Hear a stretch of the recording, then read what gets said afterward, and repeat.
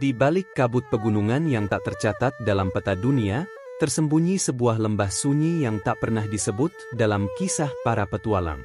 Tidak ada nama, tidak ada jalur, hanya hening yang membatu. Di sanalah, waktu berjalan tanpa saksi, dan dunia seperti lupa bahwa tempat itu pernah ada. Pada musim gugur kesekian, kabut yang biasanya membelai tanah dengan lembut, mendadak pecah oleh tangisan lirih. Seorang anak kecil, tubuhnya kurus dan kotor, tergeletak di antara akar pohon pinus tua. Ia tak tahu siapa dirinya, dari mana ia datang, atau siapa yang membuangnya. Yang ia tahu hanyalah rasa lapar, dingin, dan dunia yang telah lebih dulu menolaknya. Namun, alam bukan satu-satunya yang memperhatikan jerit sunyi itu. Di sebuah pondok kayu yang tersembunyi di balik tebing, seorang lelaki tua duduk bersila di hadapan api kecil. Wajahnya berkerut seperti gulungan kitab kuno. Dahulu, ia adalah nama yang ditakuti dan dihormati dalam dunia persilatan. Seorang pendekar yang dikenal sebagai bayangan tak tersentuh, pemilik jurus-jurus yang hanya terdengar dalam bisikan. Namun kini, ia hidup dalam pengasingan. Tak lagi menghunus pedang, tak lagi menginjak tanah yang pernah ia bebaskan. Dunia lama telah ia kubur bersama dendam dan kesalahan yang tak pernah ia ceritakan kepada siapapun. Saat suara tangis itu mencapai telinganya, ia tidak bangkit karena iba. Ia bangkit karena takdir memanggilnya sekali lagi. Ia temukan anak itu dalam keadaan setengah hidup, matanya setengah terbuka, seperti nyala pelita terakhir sebelum padam. Lelaki tua itu mengangkat tubuh kecil itu tanpa kata, membawanya pulang ke pondok, ke dalam dunia yang sudah lama ia tutup. Hari-hari berlalu dalam kesunyian.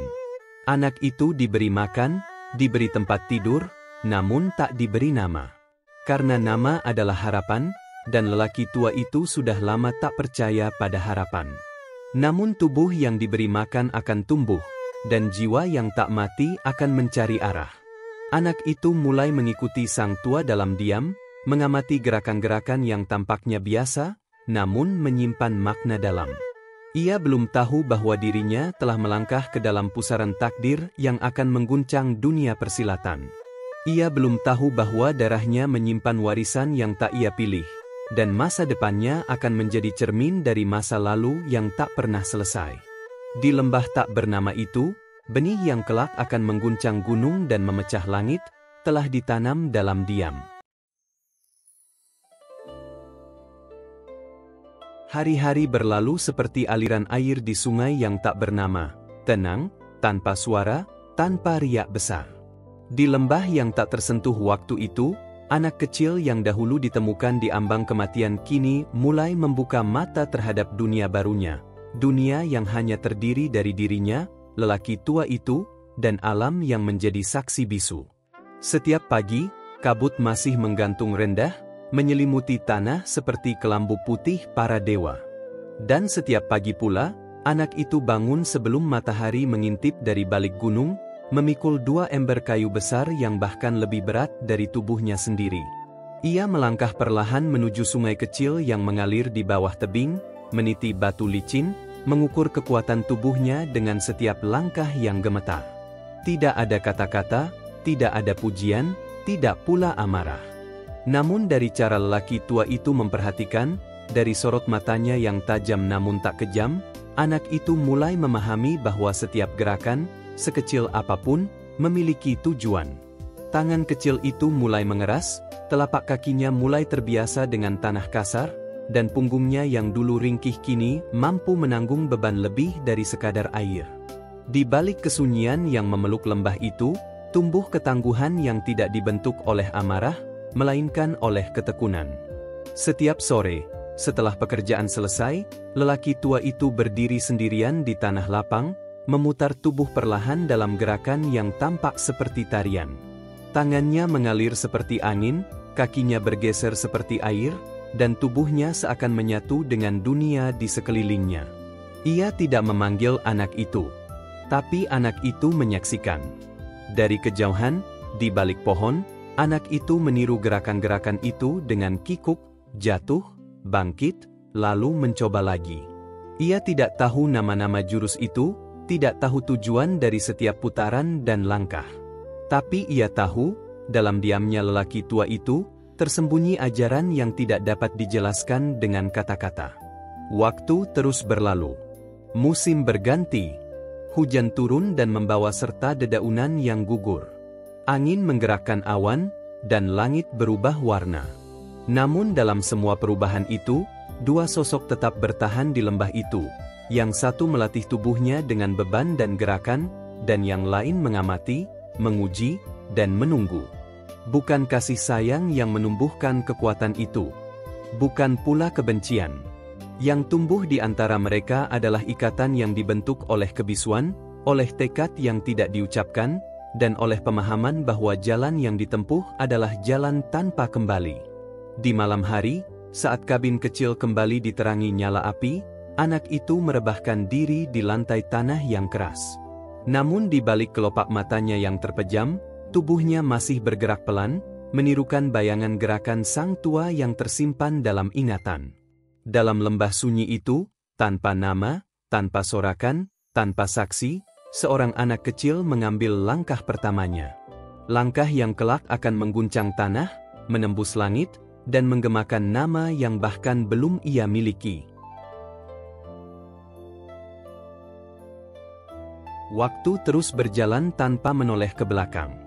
Daun-daun gugur dan tumbuh kembali, matahari terus naik dan tenggelam, dan kabut yang menyelimuti lembah tetap setia menyambut hari. Namun di balik rutinitas yang tampak sama, sebuah perubahan perlahan-lahan mengakar. Anak itu kini bukan lagi sosok kecil yang ringkih dan menggigil di bawah pohon pinus. Tubuhnya mengeras, bahunya mulai tegak, dan matanya tak lagi mencari jawaban, hanya arah. Usianya belum mencapai belasan, namun langkahnya telah membawa beban yang hanya dimengerti oleh mereka yang diam dan bertahan. Lelaki tua itu masih jarang berbicara, masih menghindari pertanyaan, dan masih menjalani harinya dalam keheningan yang nyaris menyerupai pengasingan jiwa. Tapi diam-diam, ia mulai membuka kembali lembar-lembar masa lalu.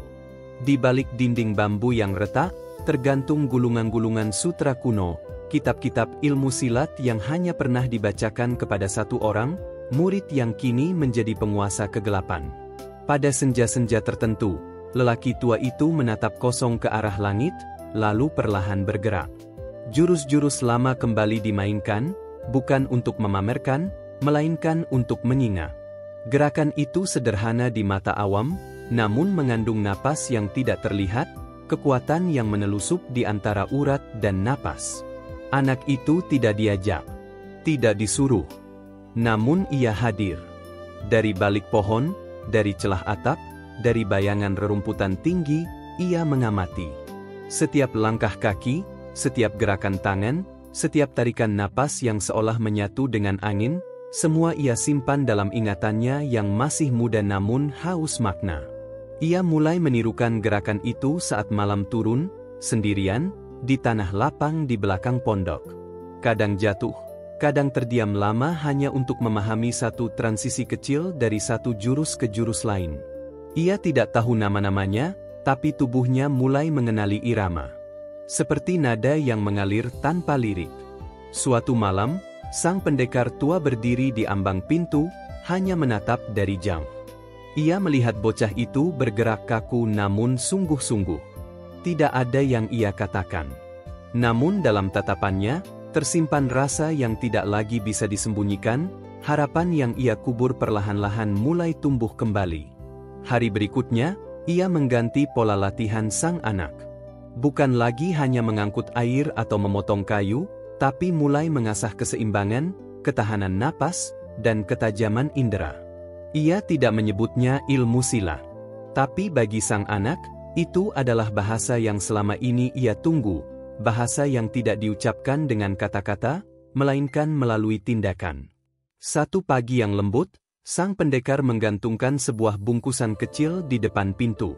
Isinya, seutas kain ikat kepala tua, dan sepasang sarung tangan kulit yang telah usang. Tidak ada pesan, tidak ada perintah. Anak itu memakainya diam-diam. Hari itu, untuk pertama kalinya, ia berjalan menyusuri batas lembah, menatap ke dunia yang belum pernah ia jamah. Ia belum tahu kapan waktunya tiba.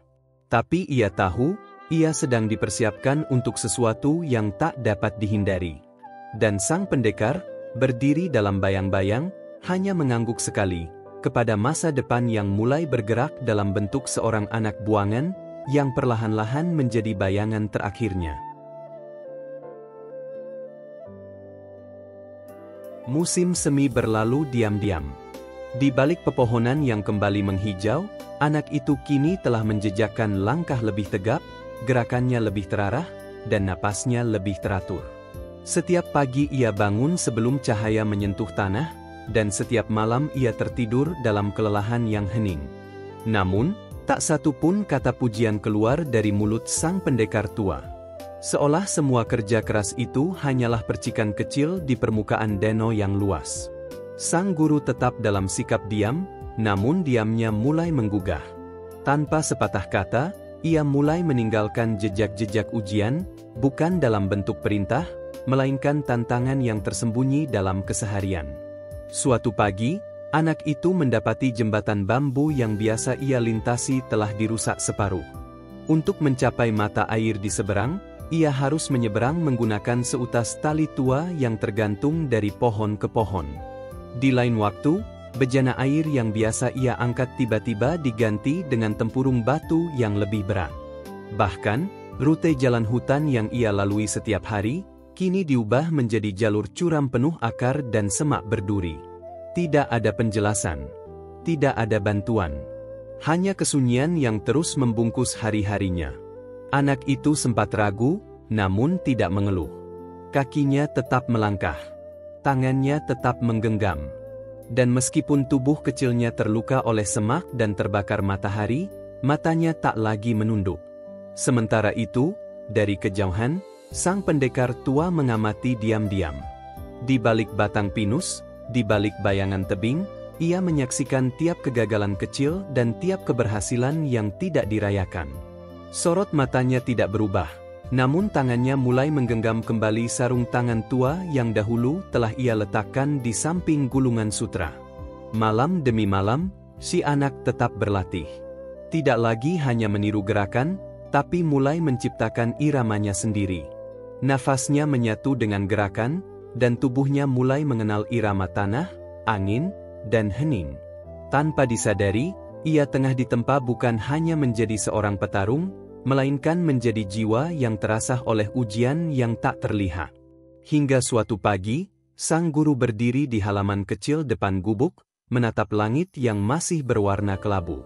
Di hadapannya, anak itu berdiri dalam diam, tubuh penuh keringat dan tanah, memegang tongkat kayu dengan genggaman yang lebih kuat dari sebelumnya. Mereka saling menatap sejenak, tanpa kata. Namun dalam diam itu, keduanya tahu, sebuah gerbang telah dilewati. Dan untuk pertama kalinya, sang pendekar tua mengangguk pelan. Waktu terus mengalir, membawa musim demi musim melewati puncak gunung yang sunyi. Anak kecil yang dahulu tersesat dan nyaris mati di tengah salju, kini telah menjelma menjadi seorang pemuda yang tenang namun penuh bara dalam dada. Tubuhnya tidak lagi kurus dan rapuh. Otot-ototnya terbentuk dari kerja keras tanpa keluhan, dari peluh yang menetes setiap hari di antara pepohonan dan batu karang, dari luka-luka yang tak pernah diobati, namun dijadikan bagian dari pelajaran hidup. Ia kini berusia 17 tahun. Tingginya hampir menyamai sang guru, dan langkah kakinya mantap tanpa keraguan. Setiap pagi, ia melatih pernapasan di tepi jurang, menari dengan angin yang menggulung dari lembah. Siang hari, ia mengulang jurus-jurus tingkat tinggi sambil menutup mata, membiarkan tubuhnya mengingat bukan hanya teknik, tapi irama alam.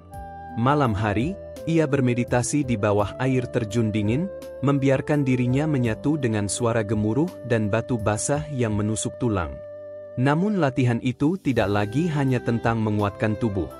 Kini, ia mulai mendengar suara dari dalam dirinya sendiri. Suara yang mempertanyakan alasan ia harus bertarung.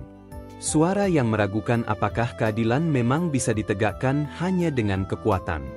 Dan suara yang lebih dalam lagi, yang terkadang berbisik dalam mimpi, tentang darah dan nama yang tak dikenalnya. Di saat itulah kabar mulai datang. Seperti angin dingin yang membawa bau asap dan besi terbakar, kabar kehancuran mulai menyusup ke puncak gunung. Para nelayan yang melarikan diri dari pesisir membawa kisah tentang desa yang dibakar dalam satu malam. Pedagang yang bersembunyi di gua menceritakan bagaimana kota besar takluk tanpa perlawanan. Dimanapun nama Raja Kegelapan disebut, mata orang-orang membeku, dan harapan perlahan mengering. Dari balik sunyi hutan pinus, sang guru berdiri lama dalam diam. Ia tahu waktunya hampir habis. Dunia di bawah telah berubah, dan murid yang dahulu ia hindari untuk dihadapi, kini telah menjadi duri dalam nadi negeri. Maka pada suatu pagi yang kelabu, ia memanggil muridnya yang telah tumbuh menjadi pendekar muda. Ia tidak banyak bicara. Ia hanya membuka kotak kayu tua, yang selama ini tersembunyi di bawah lantai rumah bambu. Di dalamnya, selembar gulungan sutra tua, dan sepasang sarung tangan kulit yang sudah mulai retak. Sarung tangan itu milik sang guru di masa muda. Dan kini, ia menyerahkannya kepada pemuda itu. Tanpa upacara, tanpa janji. Hanya tatapan mata yang menyampaikan semuanya. Pemuda itu menerimanya, lalu bersujud dalam-dalam. Bukan untuk meminta restu, tetapi untuk mengucapkan terima kasih kepada satu-satunya orang yang mempercayainya, meski dunia pernah membuangnya. Keesokan harinya, ia turun gunung. Langit pagi berkabut tipis. Langkahnya menyusuri jalan tanah yang dahulu hanya digunakan oleh para pemburu rusa. Di sepanjang perjalanan, ia menyaksikan kehancuran yang belum pernah ia bayangkan. Pohon-pohon tumbang, sungai mengering, dan desa-desa yang hanya menyisakan puing dan abu. Namun di balik reruntuhan itu, ia juga melihat kehidupan yang masih bertahan. Anak-anak yang bermain dengan pecahan genteng. Seorang ibu tua yang tetap menyalakan dupa di altar tanpa atap. Semua itu membuat tekadnya semakin dalam. 5 hari perjalanan membawanya ke lembah gelap yang dahulu dikenal sebagai tanah para penari hujan. Kini, lembah itu diselimuti kabut hitam dan suara yang seperti bisikan arwah. Di sanalah berdiri benteng hitam Raja Kegelapan, tempat yang dahulu merupakan padepokan ilmu tertinggi, sebelum dirusak oleh kekuasaan dan dendam. Di depan gerbangnya, pemuda itu berdiri sendiri. Ia tidak membawa pasukan, tidak membawa senjata tajam. Hanya sarung tangan tua, satu gulungan sutra yang telah ia hafalkan di luar kepala, dan keberanian yang tumbuh bukan dari kebencian, tapi dari keyakinan. Dari dalam bayang-bayang, langkah kaki lain muncul. Seorang pria paruh baya, berjubah gelap, dengan rambut perak yang tergerai. Tatapannya tajam seperti bilah pedang, dan langkahnya membawa aroma kematian. Mereka berdiri berhadapan di tanah yang sunyi.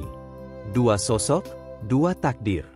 2 murid dari satu garis ajaran. Pertarungan itu tidak dimulai dengan pekikan. Tidak dengan sumpah. Tapi dengan satu anggukan pelan, dan jurus pertama pun dilepaskan. Dalam angin yang membisu, sejarah pun mulai menuliskan ulang dirinya sendiri. Pertarungan dimulai di puncak gunung yang sunyi. Langit kelabu, tanah dipenuhi debu dan bara dari desa-desa yang dibinasakan. Di antara 2 sosok yang saling menatap, tak ada kata, hanya udara berat yang menggantung. Sang pemuda telah tumbuh menjadi pendekar muda yang gagah, membawa warisan gurunya dalam setiap gerak dan napasnya. Di hadapannya berdiri Raja Kegelapan, penguasa kejahatan yang selama ini menghancurkan negeri, pembunuh ibunya, penyebab segala kehancuran yang ia tahu. Gerakan mereka cepat dan dahsyat. Tebasan, tendangan, lompatan melintasi tebing dan pohon-pohon tumbang. Setiap jurus pemuda itu adalah hasil latihan bertahun-tahun, setiap serangan adalah jeritan dari masa lalunya yang terluka. Namun seiring waktu, langkah Raja Kegelapan mulai melemah. Usianya telah lanjut, dan tubuhnya menyimpan luka dari masa lalu. Di tengah pertarungan, sang pemuda berhasil menjatuhkannya. Namun sebelum ajal menjemput, sang raja mengangkat wajahnya, menatap lurus ke mata anak muda itu, dan senyum tipis tergurat di wajah tuanya yang penuh luka.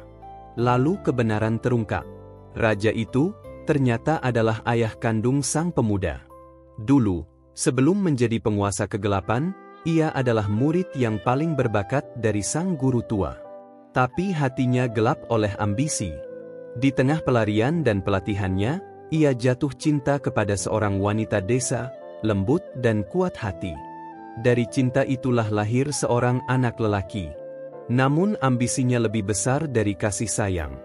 Ia tinggalkan keluarga kecilnya demi kekuatan, dan ketika ia kembali, semua telah lenyap. Desa hancur, rumah terbakar. Yang tersisa hanya abu, dan sehelai kain tua pembungkus bayi, bertuliskan satu nama, Raku. Nama itulah yang kini dipanggil dunia untuk anak muda yang berdiri di hadapannya, pemuda yang telah mengalahkannya. Sarung tangan yang selama ini dikenakan oleh sang pemuda pun bukan milik sang guru, melainkan milik sang ayah sendiri. Warisan yang ditinggalkan secara tak sengaja bersama kain pembungkus itu, sebagai sisa terakhir dari kehidupan yang pernah ia miliki namun hancur oleh tangannya sendiri.